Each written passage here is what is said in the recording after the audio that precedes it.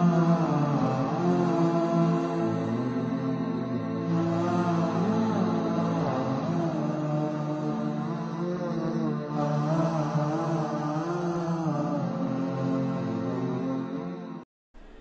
সাল্লাল্লাহু আলাইহি ওয়াসাল্লামের সময়ে একবার কুরাইশ বংশের এক মহিলা চুরি করেছিল। ইসলামী বিধান অনুযায়ী তার হাত কেটে দেওয়ার ফয়সালা হলো।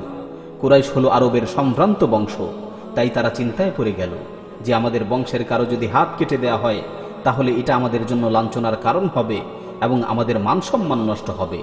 লোকেরা বলবে চুরির অপরাধের কারণে কুরাইশ বংশের মহিলার হাত কেটে দেওয়া হয়েছে।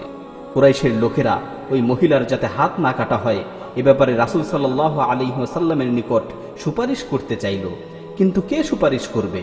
সুপারিশ করার ব্যাপারে কেউই সাহস পেল না। অবশেষে তারা রাসূল সাল্লাল্লাহু আলাইহি ওয়াসাল্লামের প্রিয় ব্যক্তি উসামা বিন যায়েদ রাদিয়াল্লাহু তাআলা আনহুকে পাঠানোর সংকল্প করল। উসামা বিন যায়েদ রাদিয়াল্লাহু তাআলা আনহু সুপারিশ করতে গেলেন এবং বললেন, ইয়া রাসূলুল্লাহ, বিচারটা যদি একটু হালকা করা হতো। এই কথা শোনার সাথে সাথেই রাসূল সাল্লাল্লাহু আলাইহি ওয়াসাল্লামের চেহারা লাল হয়ে গেল। তিনি রাগান্বিত হয়ে বলে উঠলেন, আতাশফাউ ফি হাদ্দিম মিন হুদুদিল্লাহ, তুমি কি আল্লাহর ফয়সালার ব্যাপারে, তুমি কি আল্লাহর বিধানের ব্যাপারে সুপারিশ করতে এসেছো? অতঃপর রাসূল সাল্লাল্লাহু আলাইহি ওয়াসাল্লাম সকল মানুষকে ডেকে সমবেত করলেন এবং তাদের সামনে দাঁড়িয়ে ভাষণ দিলেন। তিনি বললেন, ইয়া আইয়ুহান নাস, ইন্নামা যাল্লা মান ক্বাবলাকুম আন্নাহুম কানু ইযা সারাকা আশ-শরীফু তারাকুহু ওয়া ইযা সারাকা আদ-দাঈফু ফীহিম আকামু আলাইহিল হাদ।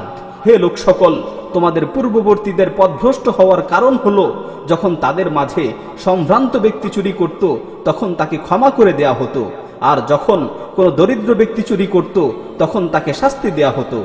তারপর তিনি বললেন, আল্লাহি লাউ আন্না ফাতিমাতা বিনতা মুহাম্মাদিন সারাকাত লাকাতা মুহাম্মাদুন ইয়াদাহা। আল্লাহর কসম করে বলছি, শুধু কুরাইশ বংশের মহিলা নয়, আজকে যদি মুহাম্মদের কন্যা ফাতেমাও চুরি করত তাহলে স্বয়ং মুহাম্মদ তার হাত কেটে দিত। এটাই হলো রাসূল সাল্লাল্লাহু আলাইহি ওয়াসাল্লামের আদালতের বাস্তব চিত্র। এটাই হলো ইসলামের ন্যায়পরায়ণতা।